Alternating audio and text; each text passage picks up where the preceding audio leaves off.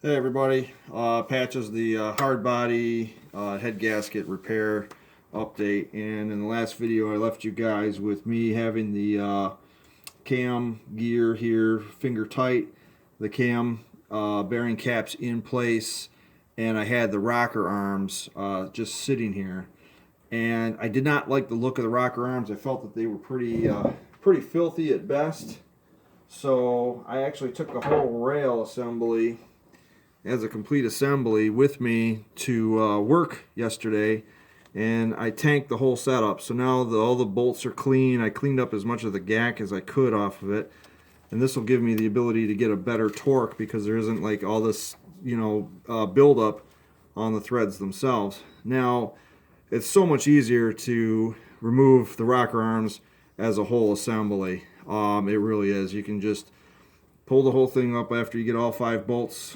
removed, and installation is just as easy. You just take the whole assembly, make sure all the bolts line up, and done.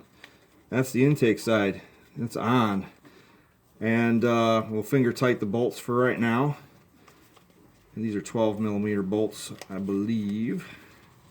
Make sure you have your washers. You don't lose your washers.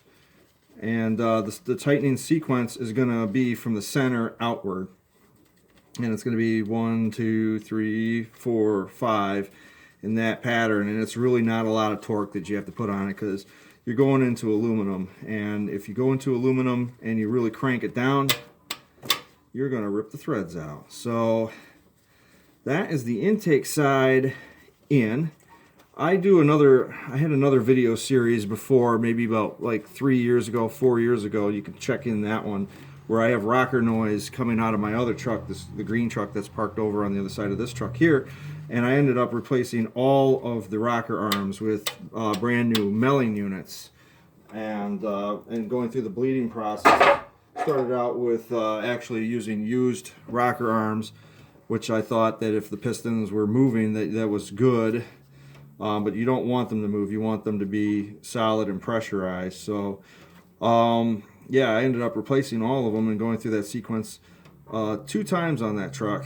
So this will be, oh, I can't even tell you how many times I've had rocker arms on and off of this truck. So here's the exhaust side. You know this because there's only 4 of them. There's only 4 exhaust valves on the KA24E. Just line all the bolts up. They should all line up. Oops. Here you guys witnessing me putting something on backwards. Make sure you got it facing the right way, or else it will definitely not go on. So that's the exhaust side rocker arms. Once again, finger tight on the bolts here. I had a user say that I don't do enough actual wrenching and I do a lot of talking, so I kind of took that to heart. So this video is going to kind of be like a quick how-to to just install your rocker rails, and once they're in place, then we'll just we'll torque them down. As I said, the sequence is the same for the exhaust side. You want to start from the inside and work your way out cross. So this one, this one, this one, this one, and this one. That way everything gets pulled down evenly and is not going to strip anything out. We hope that it's not going to strip anything out. So let's grab a ratchet here. Let's grab a extension, and hopefully I got 12. Yeah, I got 12 right here. So it should be a 12. Oh, it's not. It's a 10. My bad. So these are 10mm. Yep, that's a 10mm socket. I am not going to do the final torque like this. That will be done with a torque wrench, but I will pull this down. I'll pull this one down. Then I'll pull this one down.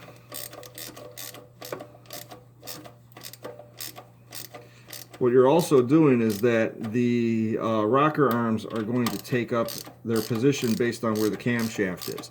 This is why I say you want to leave the camshaft loose while you're trying to put the cam gear on, because if the camshaft is taking up the position that the rocker arms are trying to tell it, it's going to knock the knock pin out of position, and you're never going to get it right. You don't want to spin the engine, the rest of the engine itself, to get it to line up. So if you leave the cam slightly loose, you can still turn it by hand to get the knock pin to line up, and then you can install the rockers right after that. So then it's much easier to get it all together and lined up that way.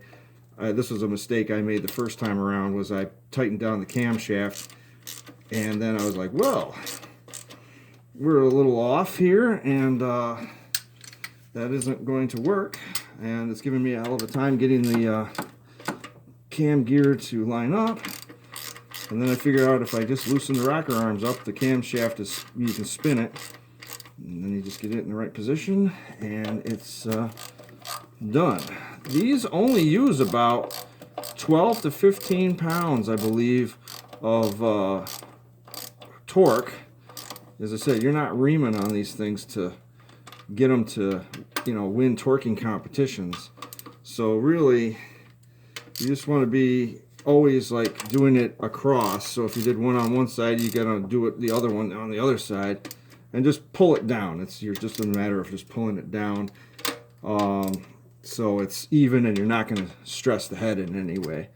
So now, I would recommend at this point that you want to open up your Chilton or your Haynes manual, or if you have a factory service manual, and go to the tightening sequence on this and follow that to a T. If you don't have any service manuals, you can always go to nicoclub.com.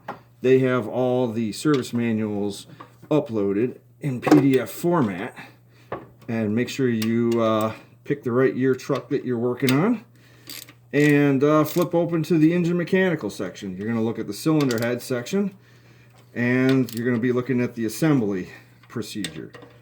That is what you need to do, and that is how you get the rocker arms reattached after pulling the camshaft and doing all that. So at this point now, I can tighten this cam gear nut or bolt, and what I'll do is I'll end up sticking some kind of holder here in the hole to keep the engine from spinning, and then I'll use that as my leverage to tighten this down. And then after I tighten that down, I'm going to tighten down the crank harmonic balancer bolt, and then once that's done, I can slap the valve cover on it, seal it all up, and then call it a day, because that's everything internal except for the oil pump and the distributor, which is going to be a whole other episode, because as you guys know, that's a lot of fun getting all that to line up. So I'm going to declare that we have succeeded in our mission of getting the head removed, finding out what the problem was with the head gasket,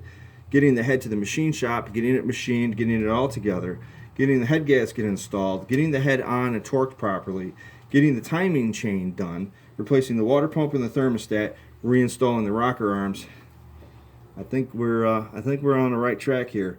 So the next episode will be more external installation. I got to get working on this intake manifold. I've been working on cleaning up a lot of the hosing on that. There's a few hoses underneath here that need to be addressed.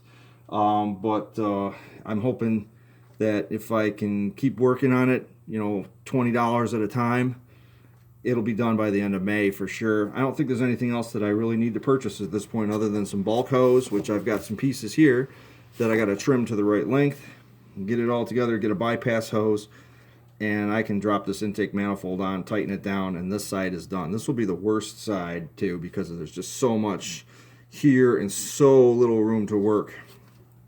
But we'll all talk about that in a future episode of Pounding Rocks Truck Shop's Head Gasket Repair Series. I want to thank everybody for tuning in. Like, share, and subscribe. Check me out on Instagram. I'm Rainmaker_D21.